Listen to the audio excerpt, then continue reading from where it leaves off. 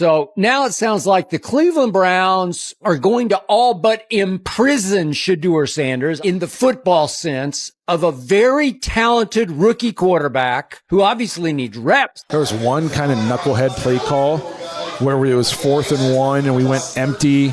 And I'm like, you got a rookie quarterback. Kevin. You got a rookie quarterback who hasn't been getting reps, and you're going to put him in empty in 4th and 1 where he's like, if there's ever a time where you got to be able to pre-snap, recognize pressure, slide protection, that know your hot checks, that's when you need to know it. Right. You know, the NFL just pulled off the slickest disappearing act since Houdini.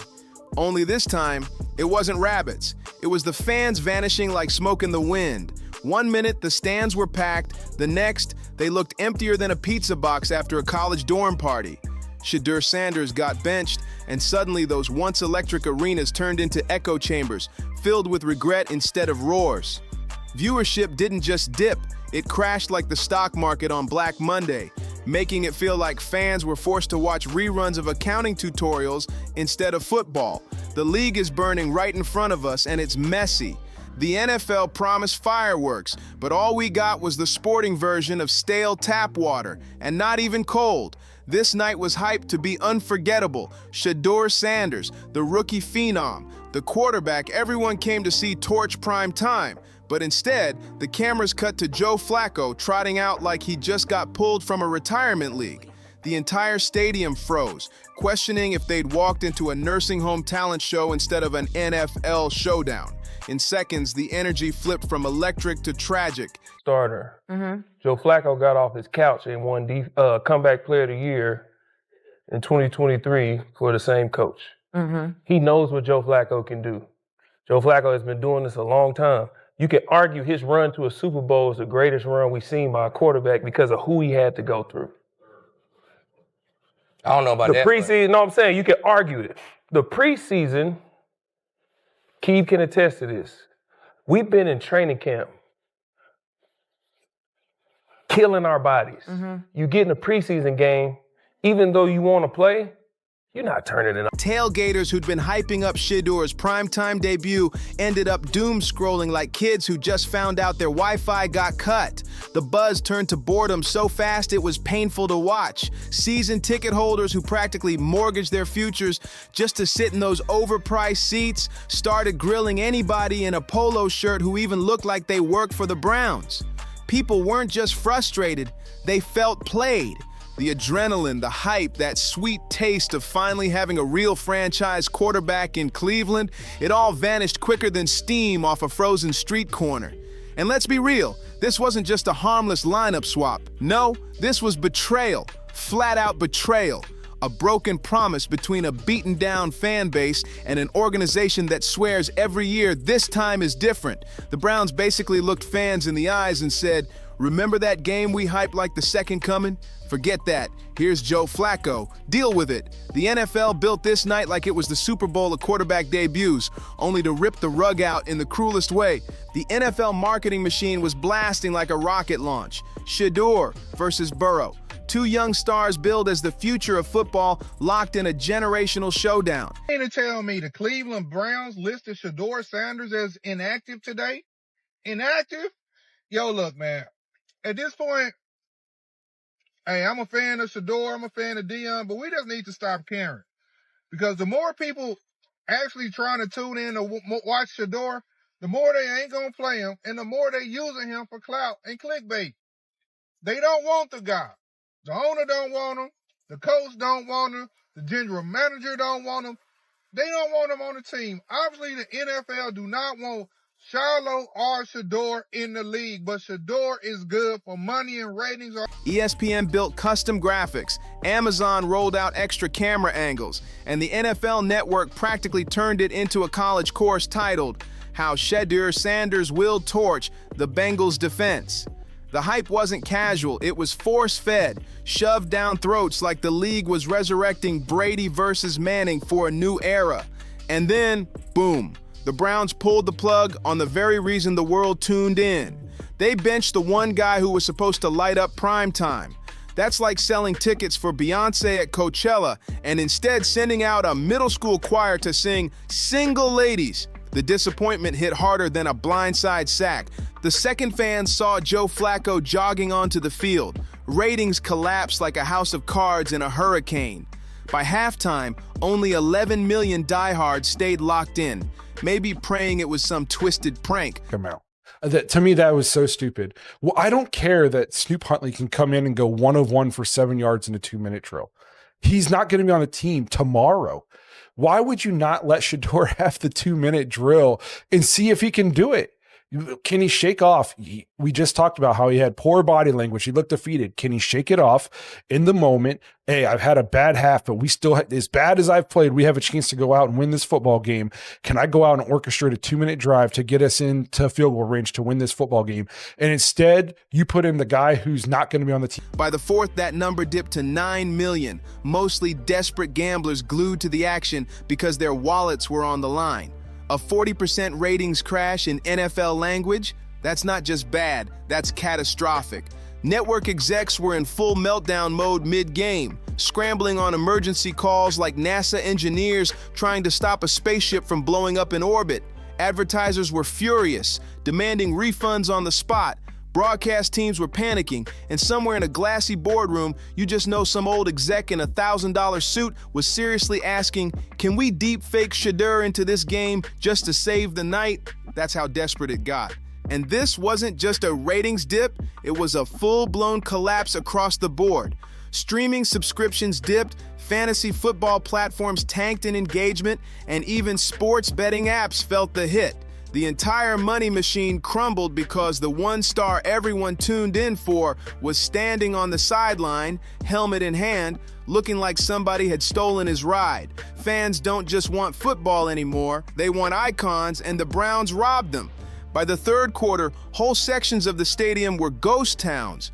Concession stands were packed, but not with hungry fans. These folks were venting their anger at every poor worker unlucky enough to be wearing a Browns cap. Even the merch tables turned into chaos. Shedeur Sanders jerseys, which had been selling like wildfire for weeks, started coming back like bad returns. One vendor even said it felt like Black Friday in reverse. 17-16, the Browns outgained the Bengals 327 to 141 and had the ball for nearly 36 minutes, but it wasn't enough. And this is why you need to find your quarterback. I don't know why y'all fooling with Joe Flacco. Y'all know Joe Flacco's not taking y'all anywhere. He's not your quarterback of your future. If I'm going to lose, I'm going to lose trying to find out who my quarterback is. That's just me. I don't care. I don't care if it's Gabriel. I don't care if it's Shedeur. I don't care who it is. I just know Joe Flacco ain't your quarterback. It don't matter who was at the quarterback. It could have been Patrick Mahomes. It could have been it could have been Lamar Jackson. He missed the field. You missed the field goal and you missed. Instead of buying, fans were dumping gear back at the stand. That's how deep the betrayal cut. This wasn't just fans being dramatic. Shedeur himself got blindsided. Insiders say he didn't even know he wasn't starting until about an hour before kickoff. After he'd warmed up, after he'd locked in mentally for the biggest night of his young career, suddenly the rug got yanked right from under him. Picture this, you've got the tux on, vows memorized, ready to marry the love of your life, and then somebody tells you to sit in the back row while your ex walks the aisle with somebody else. That's the humiliation level Shedeur was dealing with. Teammates even saw him lose it, slamming his helmet, storming toward the locker room before vets stepped in to calm him down. Who and Judy showed you through training camp, they love this kid because he's special. He got raised by the athlete I think was the greatest athlete in the history of sports. It's in his bloodlines. He was raised around stars to be a star in the National Football League. I said, again, a first guess, before last college football season, he should be the first overall. The lasting image of the night wasn't a touchdown, wasn't a highlight. It was Shedeur Sanders standing alone on the sideline, helmet off, arms crossed, looking like a man robbed of his destiny. And why Flacco suddenly got the nod. Stefanski's so-called confidence act fooled nobody. That call didn't just kill the hype, it cracked the locker room in half. Offensive players who'd built real chemistry with Shedeur were suddenly stuck adjusting to Flacco's slow arm. Receivers had to cut routes short because the ball couldn't reach them. And the offensive line, already shaky, now had to guard a statue in the pocket with no escape plan. The betrayal didn't just echo in the stands, it poisoned the field itself. Defensive players were gassed, dragging the team on their backs, only to watch their sweat wasted by an offense moving slower than dial-up internet. But the real blast didn't come from the locker room. It came from the top. Jimmy Haslam, the very owner who handpicked Shedeur. I don't believe there's no conspiracies. There's no blackballing. That was so stupid. I will never understand that in a million years, why you would take him out in that's you just drafted him. You don't want to see him get those reps and see what he can do. See if he can overcome the bad play. See if he can get out of his head and go out there and lead a drive, have a short memory. Instead, you put him on the bench and let Snoop Huntley go 1 of 1 for 7 yards. What did we learn? What did we learn about anything? We learned nothing. The only thing we learned is that our backup kicker is better than our starting kicker. Which we already knew. So that poured millions into his brand and plastered him across every marketing campaign, was reportedly furious as he watched viewership collapse on live national TV. This wasn't just bad football, it was financial sabotage. And if there's one thing NFL owners despise more than losing games, it's losing money. Fans thought the chaos stopped inside the stadium. Wrong. Stefanski's decision was the football version of microwaving a frozen pizza for 2 minutes and then acting shocked when the center's still ice cold. By the next morning, every sports show turned into an open roast. Former quarterbacks flat out called it malpractice. Media personalities, who normally waste 3 hours yelling about nonsense, were suddenly united for once. Shedeur being benched was sabotage, plain and simple. And the internet? Oh, it had a field day. Memes flew like confetti. Stephen A's face when he heard the news looped into a viral reaction clip that Cleveland fans will never live down. The humiliation spread nationwide, louder than any highlight the Browns managed on the field. Pat McAfee didn't even need a full rant. One sarcastic line from him went nuclear online. Meanwhile, Colin Cowherd went all in, dropping a full monologue and calling it the most self-destructive coaching decision in modern NFL history. With the Browns, I think Shedeur should be quarterback number 1. I think he has what it takes. And, the other quarterbacks haven't been working there. And just because someone's getting paid more doesn't mean that they should be starting. When national media, who normally feed off chaos, suddenly agree that you've gone too far, that's when you know you've basically detonated a bomb under your own squad. And then came the gambling disaster. Sportsbooks had already set their lines with Shedeur starting, and the second he was benched, the phones lit up with furious callers. Fantasy football owners saw their teams get wrecked before kickoff even ended, prop bets went straight to the trash, and parlays imploded in real time. Some fans were left staring at their fantasy scoreboards with 0-point quarterbacks, openly joking about suing the Browns for emotional damages. That's how brutal it was. Let that sink in. A coach's single call didn't just ruin a game, it detonated shockwaves through a billion-dollar betting industry. This wasn't a lineup tweak, it was an economic earthquake felt coast to coast. And the juiciest part? The NFL itself had hyped Shedeur like a crown jewel of its future, plastering his face across promos, fueling the buildup, only to watch the league's own golden ticket get ripped from the stage before fans' eyes. The league went all in on Shedeur. To lose this game. Their coaches can't make any good decisions. First of all, out of all the quarterbacks on their depth chart, they choose Joe Flacco to start the game. Second of all, they also chose this kicker over Dustin Hopkins. Dustin Hopkins would have made every single field goal that this man missed. So Browns fans, don't blame your kicker that you lost. You need to blame Kevin Stefanski because that man cannot make a correct depth chart decision. Entire promo campaigns were built around him. Broadcast partners shelled out big money for exclusive camera angles, custom highlight reels, and pre-game hype packages that revolved around his every move. And then, on the big night, he never even touched the field.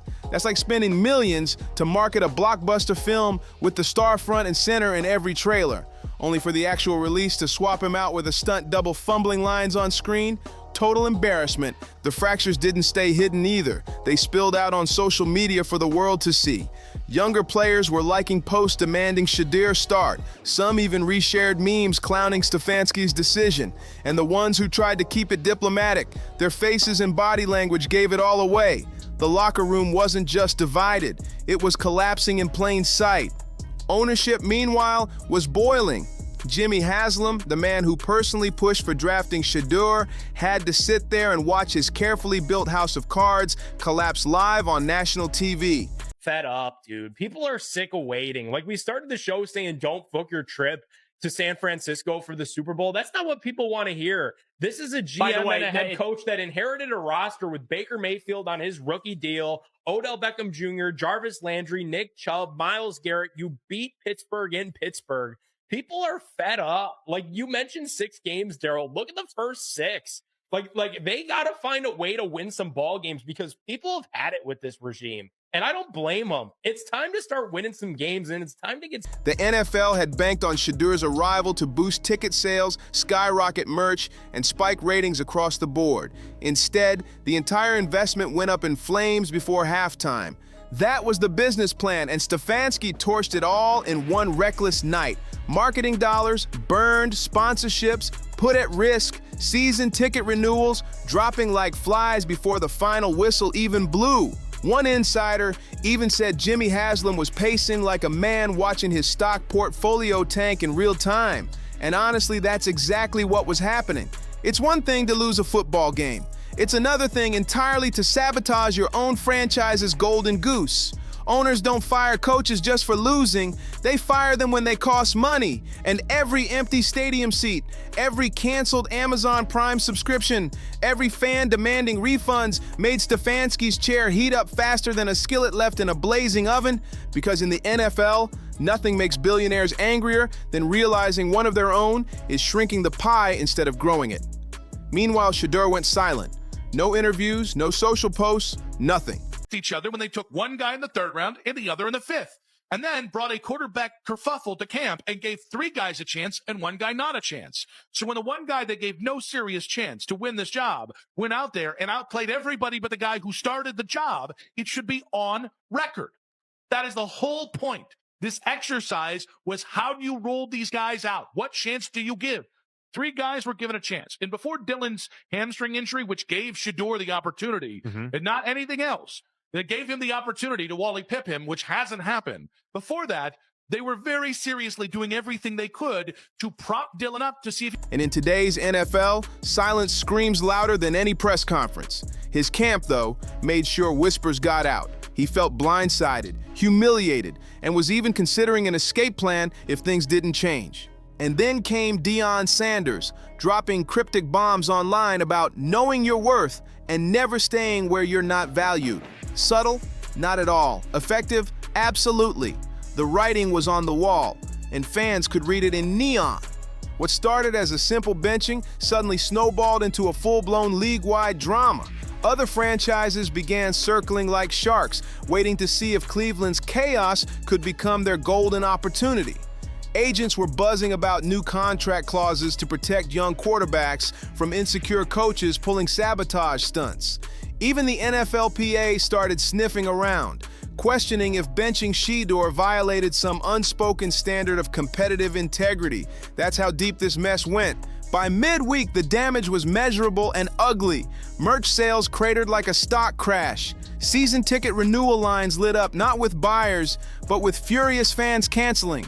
Corporate sponsors, once proud to plaster their logos next to Shedeur's face, suddenly got cold feet about being tied to a franchise that couldn't even keep its future star on the field. Financially, Cleveland wasn't just losing games, they were bleeding money out of every vein. Because Shedeur isn't just a quarterback, he's a walking marketing machine, a ratings magnet, an engagement generator. Benching him was like shutting down the city's only power plant and then acting shocked when the entire grid went dark. Stefanski might have thought he was flexing his authority, proving he could make the tough call, but instead, he exposed just how fragile his grip on power really is. In today's NFL, coaches who don't get the entertainment side of the business aren't leaders, they're fossils. And in Cleveland, the meteor has already struck, leaving nothing but smoke and rubble behind. By the weekend, Cleveland wasn't just a football story, it was a national punchline. Problem is that you forget this is a team sport sometimes, you know, because there's such a spotlight on you because of certain points in the game and what happened. And what you got to remember is that we've all been in a situation where we've all made mistakes before that have been a big part of costing us a football game. You got to shake it. it's not just on you. It's a team sport. We're all going to be in there and rally together. Nobody wants to be in that. Talk shows, late night comedians, even people who don't watch the NFL were clowning the Browns like it was free comedy hour. Memes of Shedeur on the bench were everywhere, edited into movies, turned into TikToks, even pasted onto Where's Waldo covers because nobody could find him on the field.